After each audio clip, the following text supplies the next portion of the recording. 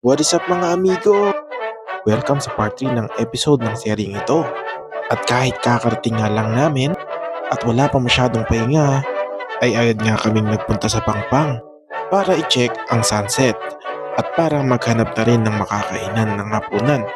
At hindi nga kami nabigo, napakaganda nga ng sunset ngayon at marami nga rin taong nanonood ng sunset ngayon. Tignan mo naman, sobrang golden ng sinag ng araw at talagang mabibighani ka sa maaabutan mo dito. Hindi lang sunset, marami din stores dito at nasa station 2 nga pala tayo. Hindi tayo kalayuan sa D-Mall.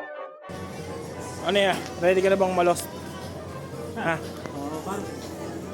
Are you lost, baby boy? I am. At umiral na naman ang kakornihan ko. Hey, may tanong ako sa'yo. Are you lost, baby girl? Todo. At yun nga, napagdesisyon na namin na tikman ang Andox dito. At sabi kasi nila, iba raw ang lasa ng Andox dito kaysa sa Maynila. Well, ang masasabi ko, parehas lang. At yun lang sa part na to. See you sa next part.